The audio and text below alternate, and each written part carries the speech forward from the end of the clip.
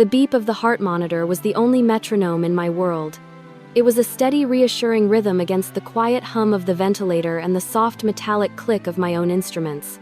Beneath the sterile blue drape, a life no bigger than a loaf of bread depended on the microscopic dance of my fingers. A 3-day-old infant born with a twisted aorta, a cruel joke of genetics. Here, in the sanctum of Operating Room 3 at Seattle Children's Hospital, I was not Elena Vance, the daughter, the sister. I was Dr. Vance, a pediatric cardiothoracic surgeon. Here I was in control. My world was one of millimeters and seconds. A misplaced suture, a moment's hesitation could unravel a future. I worked with a focus that bordered on trance, my mind a clean, quiet space where the chaos of my past could not intrude. For 10 hours, the only family that mattered was the one waiting in a sterile beige room down the hall, their entire universe suspended by the delicate thread I was now attempting to mend. When the final stitch was in place and the clamp was removed, a wave of healthy, oxygenated blood flushed through the tiny, repaired vessel. The infant's heart, once struggling, found a new, stronger rhythm. A collective, muted sigh of relief rippled through my team. It was over. We had won. Stepping out of the OR, the adrenaline began to recede, leaving a familiar, bone-deep exhaustion in its wake. I delivered the good news to the tearful parents, their gratitude a warm balm on my frayed nerves. This was my life now. A life of purpose, built brick by painful brick, 3,000 miles away from the emotional wreckage of my childhood in Pine Ridge, Oregon. My apartment in Capitol Hill was a minimalist's dream, all clean lines, glass and muted grays. It overlooked the city, a sprawling galaxy of lights that felt both vast and anonymous. It was my fortress of solitude, a space meticulously designed to be the antithesis of the cluttered, emotionally suffocating house I grew up in. I had a demanding career. I loved a small circle of friends who knew me as I was, not as who I was supposed to be, and a profound, cherished silence. That evening, as I was microwaving a bland but functional meal, my eyes landed on a single framed photograph on my bookshelf. It was the only artifact from my past I allowed in my sanctuary. In it, a 6-year-old me with missing front teeth beamed proudly next to a 10-year-old Ethan. He had his arm slung casually around my shoulder, a proprietary gesture even then. He was holding the trophy from his Little League championship. I was holding a third-place ribbon from the school science fair. I remembered that day with a clarity that still stung. My parents had thrown a massive barbecue for Ethan.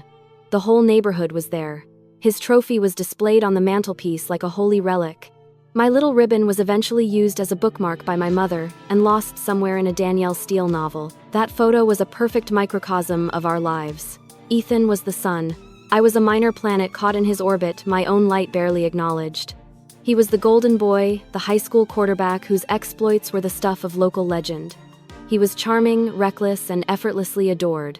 I was the quiet, studious one, the girl who spent her weekends volunteering at the local clinic while Ethan was out getting into trouble that was always dismissed as boys being boys. The disparity wasn't just in attention, it was etched in dollars and cents. When I turned 16, I spent a grueling summer detasseling corn to save up for my first car, a rusted-out 1988 Honda Civic that smelled perpetually of mildew. I was immensely proud of it. 2 months later, on Ethan's 17th birthday, a brand-new Ford Mustang, cherry red and gleaming, appeared in the driveway, a giant bow on its hood. My father, Robert, had slapped Ethan on the back, telling him that a man of his stature needed a respectable ride. When I'd quietly asked my mother, Carol, about the difference, she had just smiled that placating, empty smile of hers and told me that my Honda had character and that working for things built responsibility. She'd said it as if the responsibility born from necessity was a gift, while the gift of unearned luxury was simply Ethan's birthright. He'd crashed that Mustang less than a year later, driving drunk. My father had pulled strings with the local sheriff and the whole incident was swept under the rug. He was given a new, slightly less expensive car. Meanwhile, I was meticulously saving for college, applying for every scholarship I could find, knowing that whatever financial help they offered would be a pittance compared to the blank check afforded to Ethan for his business degree at the College State University, a degree he never finished. I had escaped. I'd clawed my way into a top medical school through sheer force of will, funded by scholarships and a mountain of student loans I was still paying off. I'd chosen a specialty that demanded everything from me, leaving no room for anything else. I had built this life, this peace, with my own 2 hands, and I guarded it fiercely. That's why when my phone buzzed on the kitchen counter displaying my mother's name, a familiar cold dread coiled in my stomach. A call from her was never just a call. It was a summons, a prelude to a request wrapped in layers of guilt and emotional obligation. I let it go to voicemail, the shrill ring, an unwelcome intrusion into my quiet evening. A minute later it buzzed again. And again. On the fourth call, knowing she would not stop, I answered, my voice deliberately flat and professional. I told her I was just finishing up a late dinner. She launched into a performance I knew all too well. Her voice was a carefully constructed instrument of panic, laced with perfectly timed quavers and choked-back sobs. She told me it was about Ethan. My body tensed, my fork hovering over my meal. My first thought was another DUI, another debt he needed me to bail him out of, a request I was now financially capable of and emotionally prepared to refuse. But it was worse, so much worse. My mother explained through a torrent of dramatic and disjointed sentences that Ethan's years of hard living, the decades of alcohol abuse that they had willfully ignored and enabled, had finally caught up to him. His liver was failing, but more critically, his kidneys had completely shut down. He had end-stage renal disease. He was dying. The words hung in the air between us, heavy and suffocating. A part of me, a dark, shameful part, felt a flicker of grim vindication before being immediately extinguished by a wave of conditioned pity. She told me he was on the transplant list, but that it could take years' time he didn't have. She spoke of his weakness, his fear, the way he looked so pale and fragile. She was painting a picture of a fallen angel, not a 3-4-year-old man who had systematically destroyed every opportunity he was ever given. I listened, my medical mind automatically filtering through the emotional static, assessing the clinical reality. The prognosis for patients with his history was poor. Lifestyle compliance post-transplant was a major issue. Then, she delivered the payload, the true purpose of her call. She told me the doctors had run tests on the whole family, desperately searching for a living donor. My father wasn't a match. She wasn't a match. And then her voice dropped to a conspiratorial, hopeful whisper, the kind designed to sound like a miracle. She told me the doctors had found a perfect match. The only perfect match. A 6-antigen match so rare it was like a biological lottery win. I stood in my silent gray kitchen looking out at the city lights that had always represented my freedom, and I felt the walls of my carefully constructed fortress begin to crumble. I knew what she was going to say before the words even left her lips. The air grew thick and heavy in my lungs, and the steady, reassuring rhythm of my own heart suddenly felt like a ticking clock. My mother's voice, now imbued with a chilling sense of triumph, finally confirmed it. The perfect match, the one person on earth who could save her golden boy's life, was me. The silence after my mother's call was more deafening than any sound. The city lights outside my window blurred into a meaningless smear of neon and gold. I was no longer in my kitchen. I was in a clinical headspace, the one I retreat to when emotions are a liability.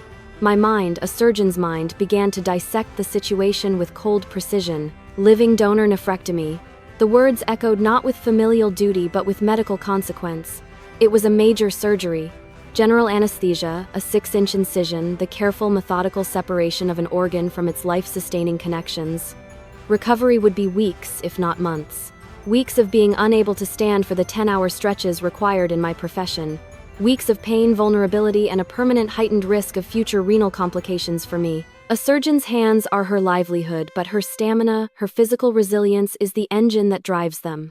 I thought about the delicate operations I performed, the immense physical and mental endurance they demanded. Donating a kidney wasn't like giving blood. It was a permanent alteration of my own body, a self-inflicted wound that could jeopardize the very career I had fought so hard to build. And for whom? For Ethan. A man whose entire life was a testament to self-destruction. The data was clear: patients with a history of substance abuse had a significantly higher rate of transplant failure. He wouldn't just be getting my kidney. He would be getting my health, my future, and the implicit promise that he would safeguard it. It was a promise I knew with a bone-deep certainty he was incapable of keeping. I took a deep breath, picked up my phone, and called my mother back. My voice was calm, measured. The voice of Dr. Vance explaining a difficult prognosis. I told her I had considered her request. I explained in simple clinical terms the significant risks to my own health and my ability to continue my work. I told her that as a doctor I couldn't in good conscience perform a procedure that would put my own future at such risk, especially given Ethan's high-risk profile. Then I made my offer. I told her I would liquidate a portion of my investment portfolio. I would pay for the best specialists in the country. I would cover all of Ethan's medical bills, his living expenses during his recovery, and fund any search required to find a suitable deceased donor or an altruistic living one. I was offering a fortune, a blank check to save his life without sacrificing my own body. I was offering a solution. My mother's response was immediate and chilling. She didn't hear a solution. She heard a rejection.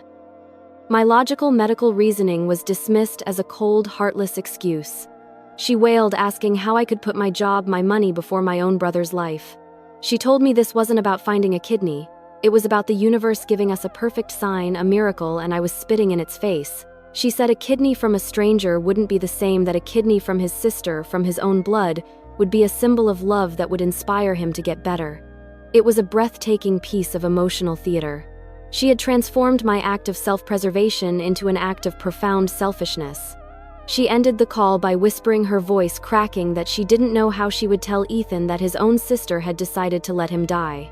That was the first volley in a war of attrition. The campaign began the next day. My mother called every morning, her tone shifting with tactical precision. Some days it was tearful, pleading, recounting fabricated memories of how Ethan had always looked out for me as a child. Other days it was passive-aggressive guilt with long sighs and comments about how she and my father weren't sleeping, their hearts breaking from the stress of it all. She would describe Ethan's deteriorating condition in excruciating detail, the fatigue, the nausea, the way his skin had taken on a sickly yellow hue. She was painting a deathbed scene and placing the blame for it squarely at my feet. When her emotional assault showed no signs of cracking my resolve, my father entered the fray. Robert's method was not the stiletto of guilt, but the sledgehammer of patriarchal rage. His one and only call was short and brutal. He didn't ask, he commanded. He told me that family was not a choice, it was a duty. He bellowed about blood and obligation, his voice thick with indignation. He reminded me of the money he'd spent on my education, conveniently forgetting it was a fraction of what he'd poured into Ethan's failed ventures and legal troubles. He accused me of being arrogant, of thinking my fancy Seattle life made me better than them. He told me that if Ethan died, his blood would be on my hands and that I would no longer be welcome in his house or be considered his daughter. He was not trying to persuade me.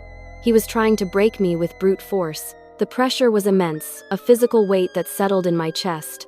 At work, I found my focus slipping. During a consultation, I momentarily forgot a patient's name. In the middle of rounds, my mind would drift back to my father's booming voice or my mother's choked sobs. The clean, quiet space in my head had been breached, contaminated by their relentless invasion. The memories they were weaponizing started to unearth others, real ones that I had long suppressed. I remembered one searingly hot afternoon when I was 9. Ethan, 13 and high on his own teenage immortality, decided he was going to jump off the roof of our garden shed into the small inflatable pool below. I had stood on the lawn, my heart pounding, begging him not to do it. I told him it was stupid, that he would get hurt. He had just laughed, calling me a scaredy cat, and told me to watch him fly. He didn't fly. He misjudged the distance, his body clipping the hard edge of the pool and landing with a sickening crack on the grass. He lay there screaming, his arm bent at an unnatural angle. I had run for my parents, but when they came out and saw him, their concern for him quickly morphed into a strange, inexplicable anger at me.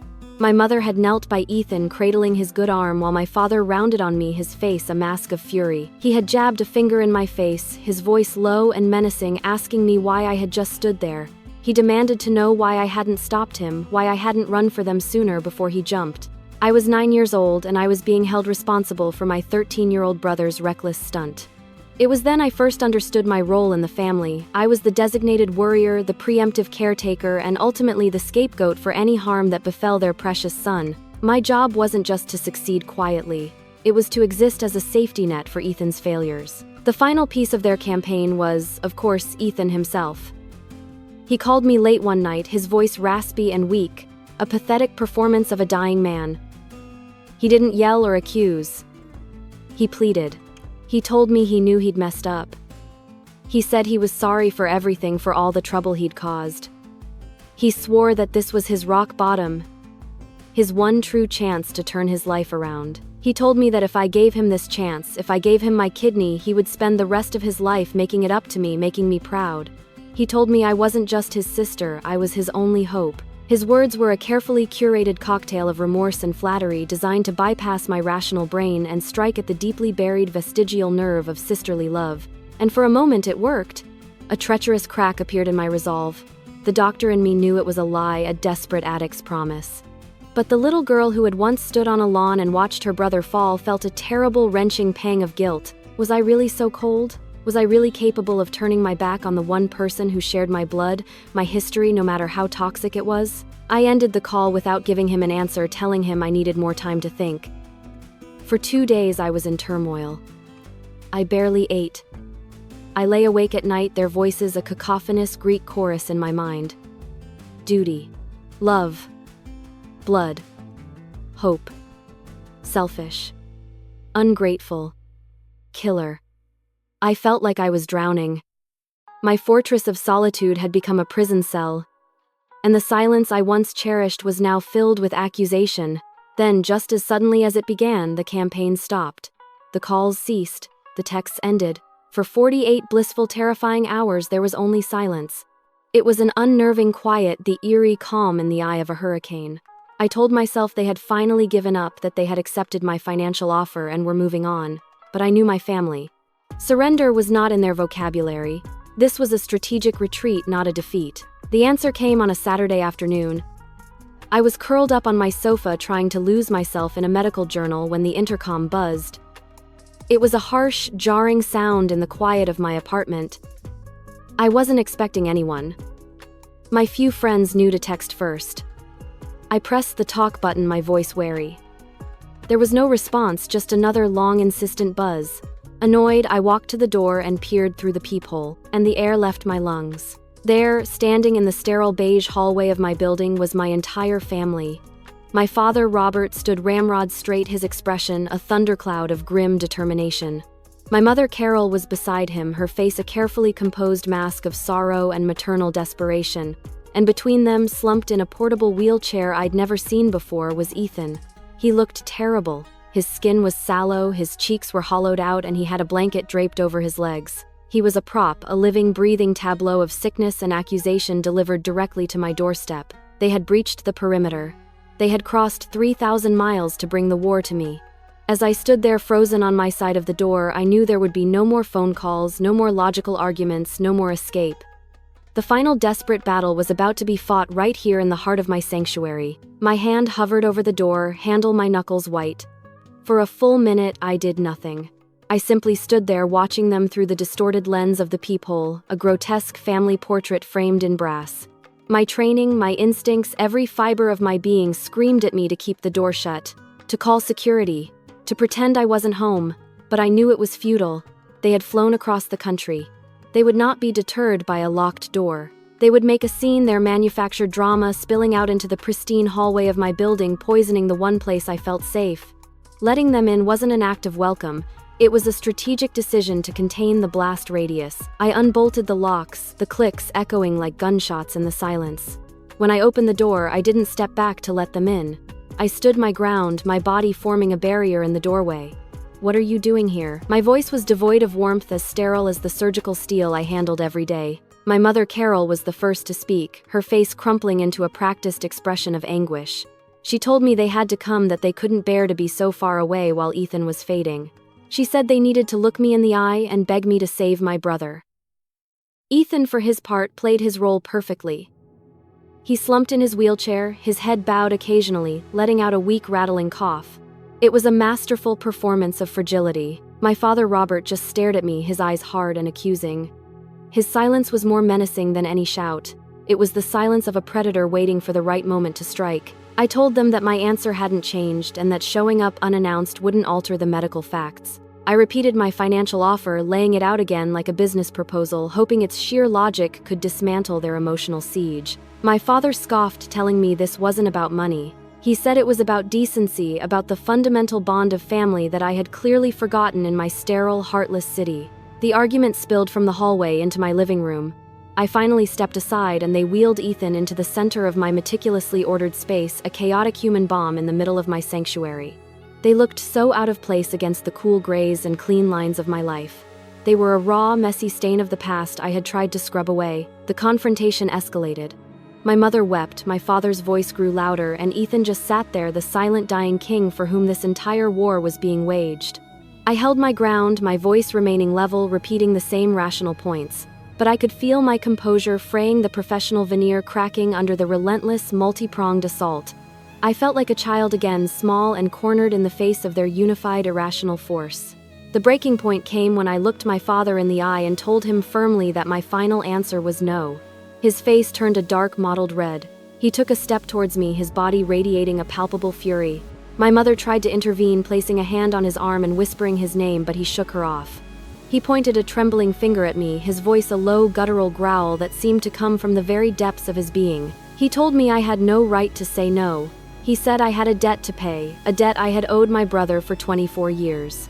I stared at him confused. I asked him what he was talking about, and then he unleashed the secret. The weapon they had held in reserve for this very moment. He described a day I had buried so deep in my subconscious, it existed only as a phantom limb of childhood trauma. The construction site behind our old house. The half-finished framework of a new building, our forbidden playground. He told me about the splintered wooden scaffolding. He painted a picture of a 10-year-old Ethan, agile and fearless, climbing to the top, and a 6-year-old me, clumsy and small, trying to follow. He told me I had slipped, that I had grabbed onto a loose plank to steady myself, that the plank had swung out and struck Ethan in the legs, knocking him off balance. He described the fall, the sickening thud as Ethan's body hit the hard-packed dirt below. He recounted the frantic rush to the hospital, the doctors talking about internal bleeding, a ruptured spleen, the very real possibility that Ethan might not make it through the night. "You almost killed him, Elena," my father snarled his words, hitting me with the force of a physical blow. "You stood there and cried while your brother was bleeding to death because of you. You owe him his life. This is your chance to finally pay that debt." The world tilted. The air in my apartment became thin and sharp, impossible to breathe. The memory unlocked by his words came flooding back, not as a clear image but as a maelstrom of raw childish terror.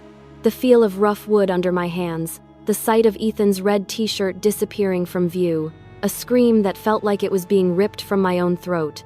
And then the crushing, overwhelming weight of my father's rage and my mother's hysterical sobs, all of it directed at me, at a 6-year-old girl. It was in that moment that my suffering peaked.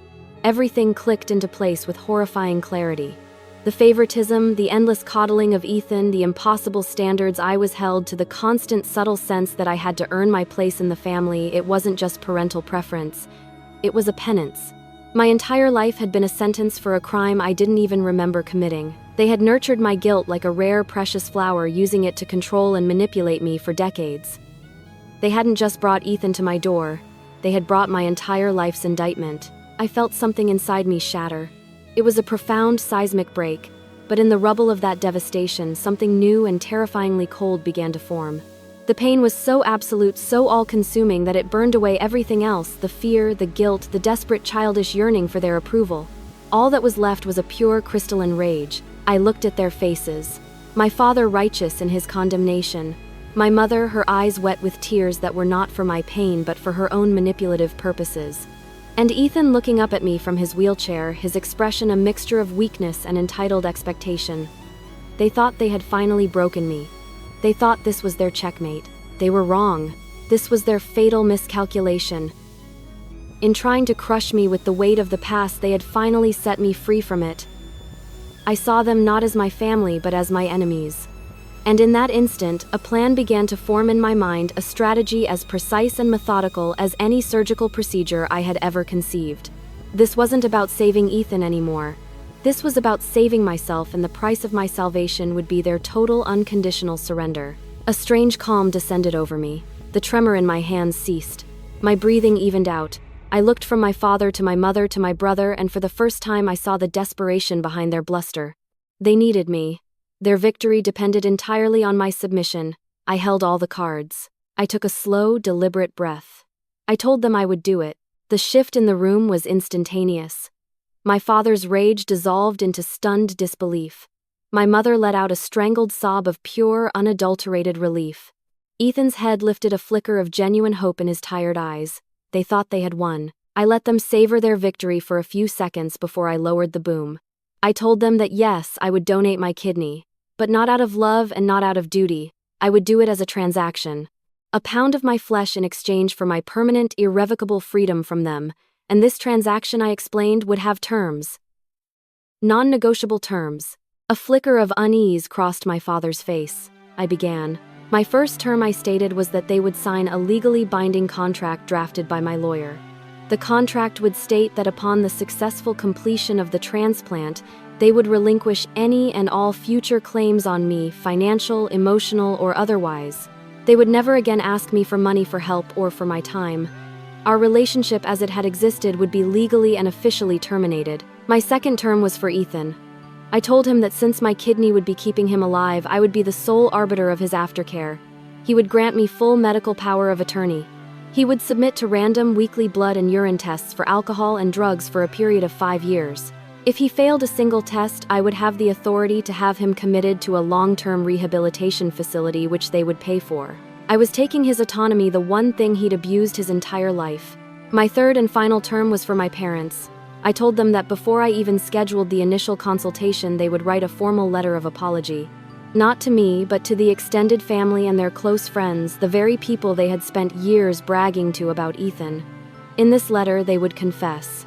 They would admit their financial and emotional enabling of Ethan had contributed to his condition. They would admit to the decades of inequitable treatment between their 2 children. They had built their family myth on a foundation of lies and favoritism, and now I was demanding they tear it down themselves brick by public brick. The room fell silent. The air crackled with their shock and humiliation. My father looked like I had physically struck him. My mother stared at me, her mouth agape as if she were seeing a monster. Ethan's flicker of hope had been extinguished, replaced by a look of horrified disbelief. My father stammered that I was insane, that these demands were cruel and unnatural. My mother whispered, asking how I could be so vengeful. I looked at them, and for the first time I felt a sliver of something that was not pain. It was a cold, sharp, satisfying power. The suffering that had peaked just moments before began to recede, replaced by the exhilarating feeling of control. I had taken their emotional battlefield and turned it into a sterile operating theater where I was the one holding the scalpel. I told them to take their time to decide. I walked to the door and held it open. I told them they knew the price. They could have Ethan's life, or they could have their pride. They couldn't have both. As they wheeled Ethan out, their triumphant siege having turned into a humiliating retreat, I felt the first true, satisfying breath of freedom I had taken in 24 years.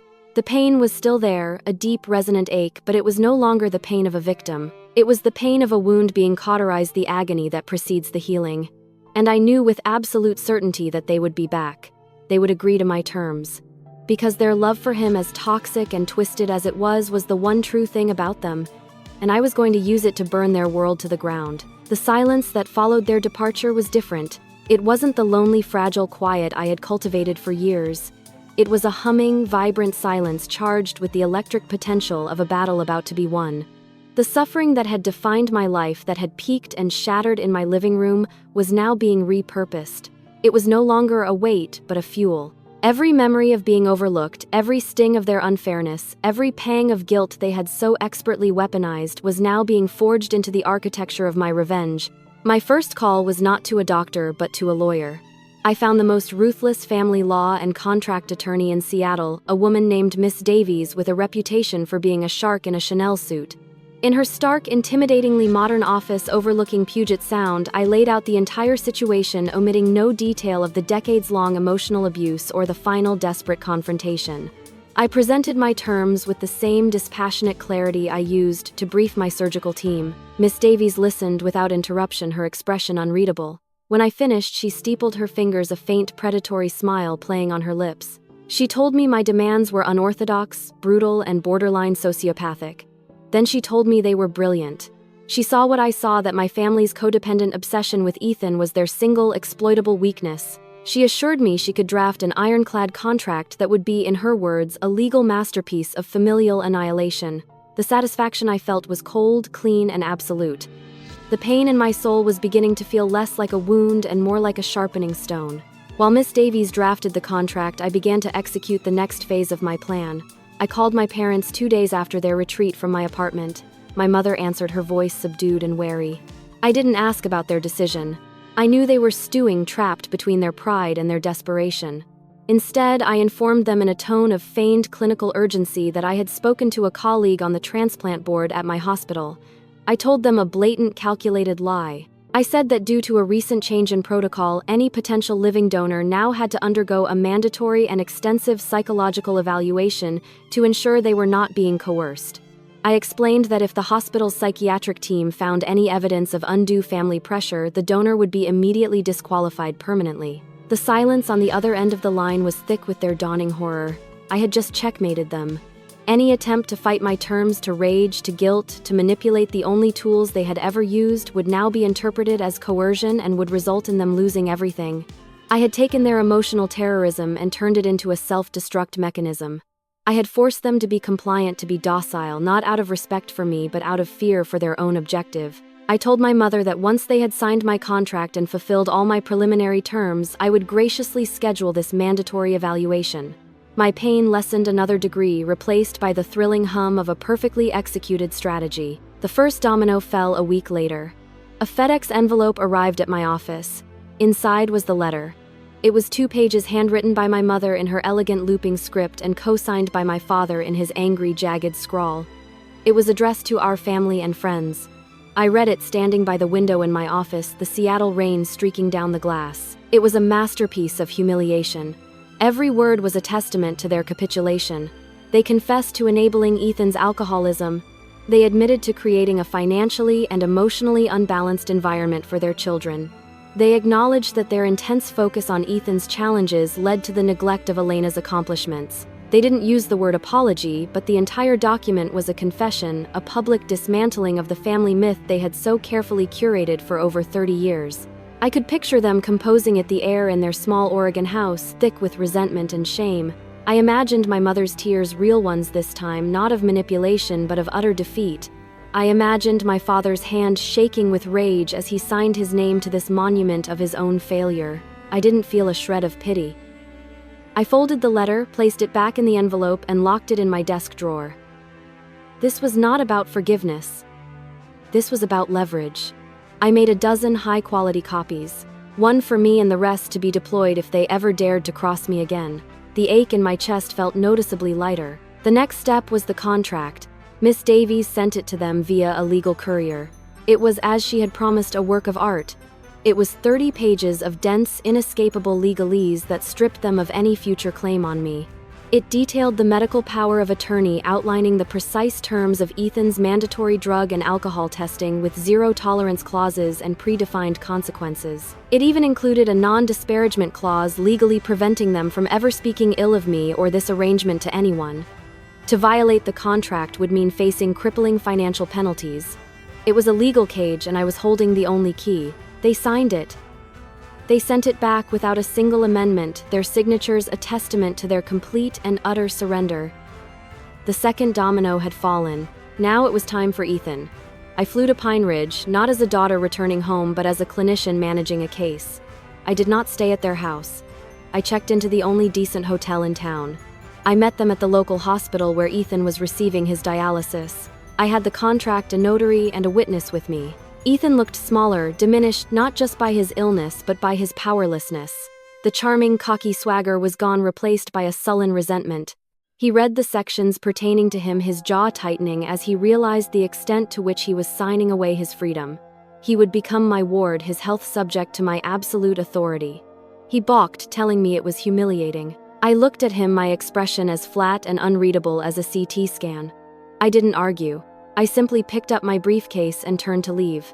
I told him the offer expired the moment I walked out that door. My mother started to cry. My father barked at Ethan to sign the damn papers. Trapped with his parents now acting as my unwilling enforcers, he took the pen and signed. His signature was a weak, resentful scrawl. The third and final domino. I had them. All of them. The pain that had been my constant companion for as long as I could remember was now just a dull, distant throb. In its place was a vast, exhilarating emptiness. It was the feeling of a tumor being excised.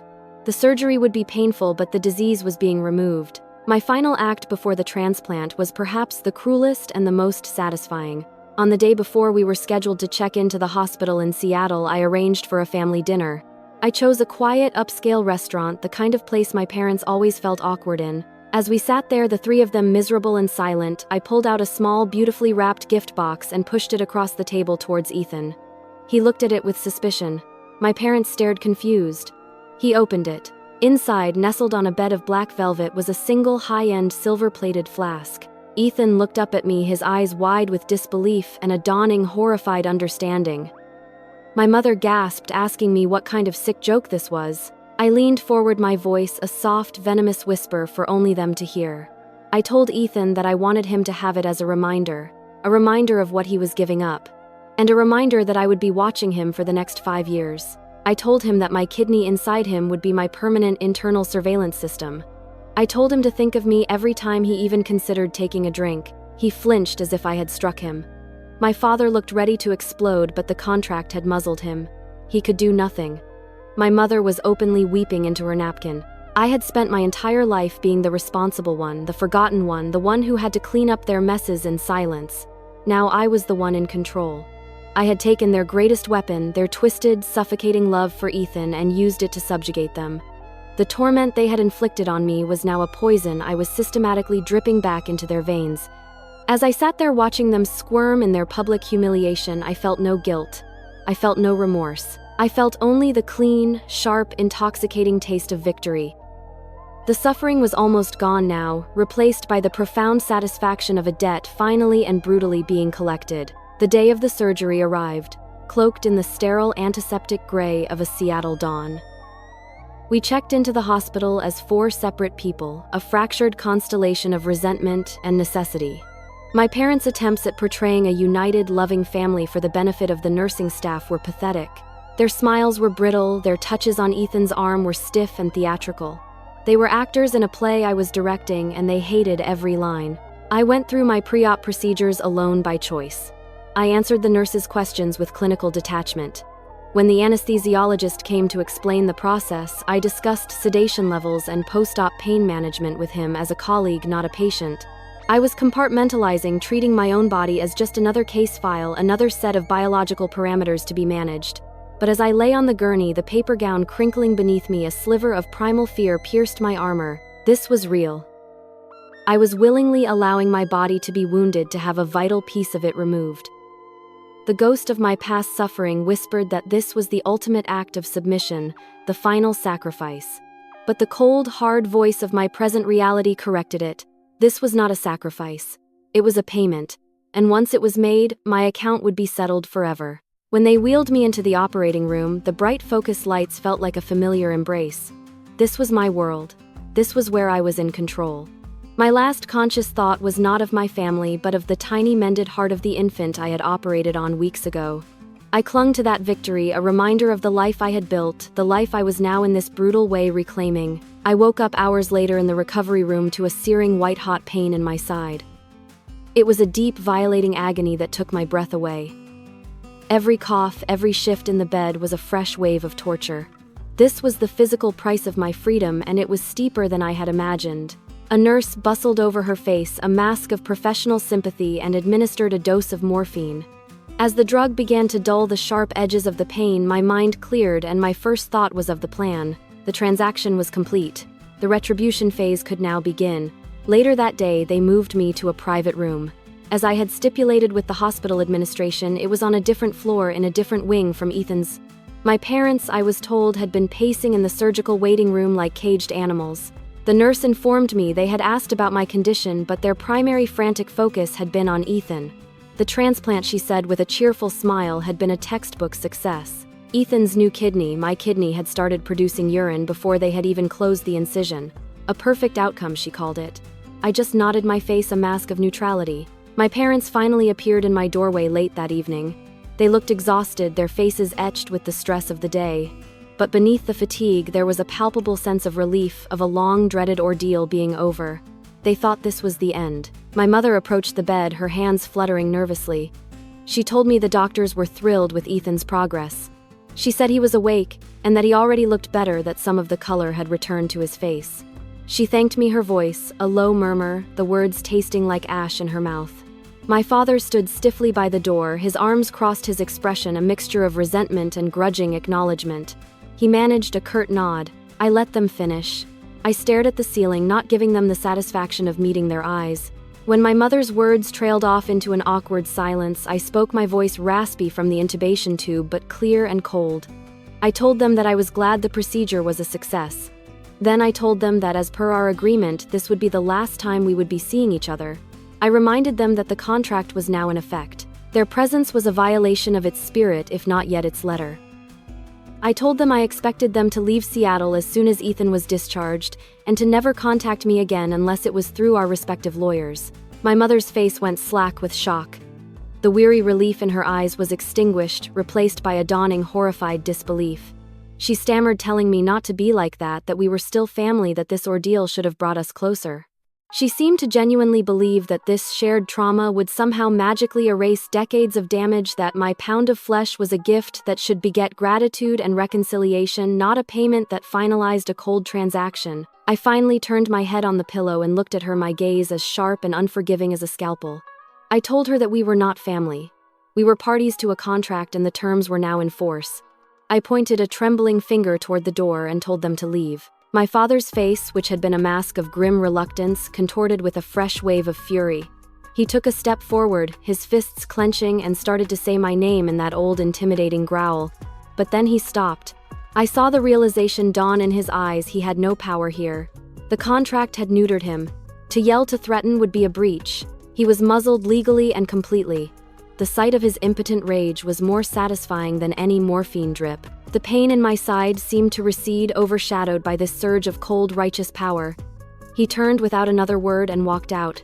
My mother gave me one last pleading, wounded look before scurrying after him, her shoulders slumped in utter defeat. They were stunned. They were reeling. But they hadn't yet understood the full scope of their new reality. The true shock was yet to come. A week later, I was discharged. My recovery was arduous and painful, but I pushed through it with a singular driving focus.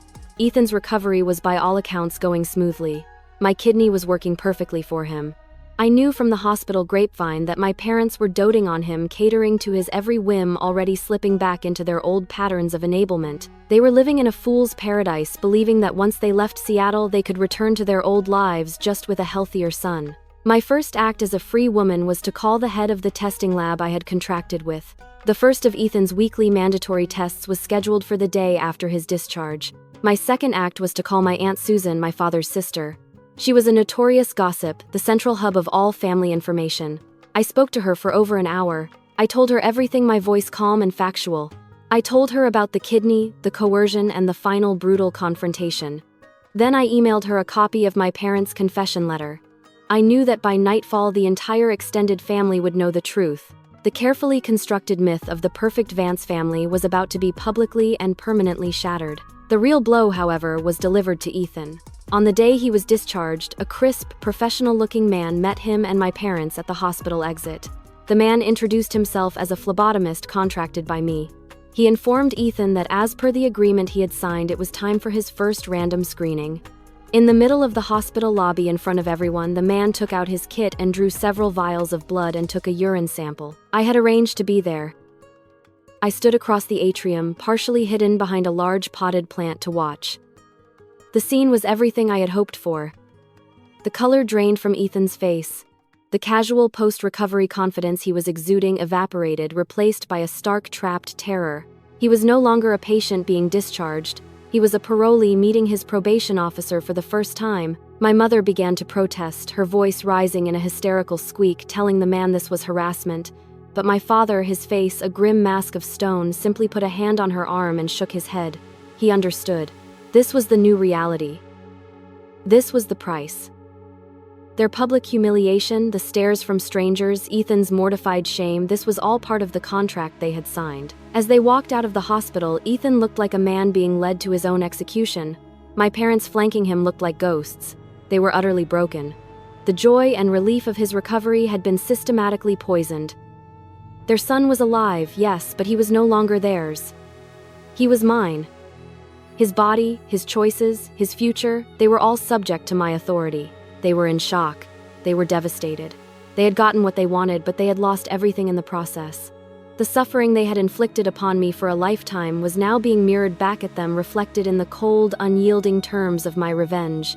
And as I walked out of the hospital into the cool Seattle air, the pain in my side was a dull, distant ache, almost completely eclipsed by the profound, ice-cold satisfaction of justice meticulously and mercilessly served. The reckoning had just begun. The months that followed were a study in quiet, methodical control. My physical recovery was a slow, arduous journey back to myself. The deep ache in my side was a constant reminder of the price I had paid, but with each passing week as my strength returned, it felt less like a wound and more like a scar, a permanent mark of a battle fought and won. I returned to work, throwing myself back into the demanding rhythm of the operating room. The familiar focus was a balm, a clean, quiet space where I could be Dr. Vance the healer and not Elena Vance, the architect of a family's ruin. My retribution, however, continued to unfold with the relentless, detached precision of a ticking clock. Every Friday, like clockwork, I received an encrypted email from the testing lab. Subject: Ethan Vance. Status: compliant. Results: negative. He was towing the line, held in check by the invisible leash I had clasped around his neck. I never responded to the emails. I simply filed them away. They were data points, confirmation that my system was working. The fallout within the extended family was exactly as I had predicted. My Aunt Susan had disseminated the confession letter with the efficiency of a state-run news agency. The Vances, once a family held up as a pillar of their small Oregon community, became the subject of hushed whispers and pitying glances. I received a few tentative calls from cousins expressing a mixture of shock and quiet support. They told me they had always sensed the imbalance but had never known the depths of it. I accepted their words politely but kept my distance. I had not done this to gain allies. I had done it to isolate my captors. My parents, I heard, had become recluses. They no longer attended their regular church services or community events. The public shame I had engineered had been devastatingly effective. They were living in a prison of their own, making a house filled with the ghosts of their pride and the suffocating presence of their neutered son. The satisfaction I derived from this knowledge was a low, steady hum, a background frequency that muted the lingering echoes of my own pain. But revenge is a hollow victory. It is a fire that consumes everything, and once the fuel of your enemy's suffering is gone, you are left alone in the cold with the ashes. The initial intoxicating rush of power began to fade, replaced by a profound and unsettling emptiness. I had won. I had achieved everything I set out to do.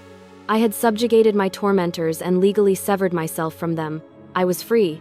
So why did I feel so hollow? The turning point came 6 months after the surgery. I received a call from an unknown number with an Oregon area code. I almost ignored it, but some morbid curiosity made me answer. The voice on the other end was hesitant, almost unrecognizable. It was Ethan. His tone was flat, devoid of the charm or the whining self-pity that had always defined him. He told me he was calling because it was my birthday and he just wanted to say it. There was no request, no hidden agenda. It was just a stark, simple statement. Then he said something that shattered the cold, sterile world I had built around myself. He told me he had been going to therapy, not just the court-ordered substance abuse counseling, but real intensive psychotherapy. He said that for the first time in his life, he was being forced to look at himself without the funhouse mirror of our parents' adoration reflecting a distorted, perfect image back at him. He told me he remembered the fall from the scaffolding. He remembered it clearly, and his memory was different from my father's. He told me he had been showing off, daring me to climb up after him. He said I hadn't slipped. He said I had been scared and had refused to go higher. He had gotten angry, called me a baby, and in a fit of pique he had tried to jump from one beam to another to prove how brave he was. He had missed. He had fallen all on his own. He said my 6-year-old self had nothing to do with it. My crime, the original sin that had defined my entire existence and justified their lifelong punishment of me, was a complete fabrication.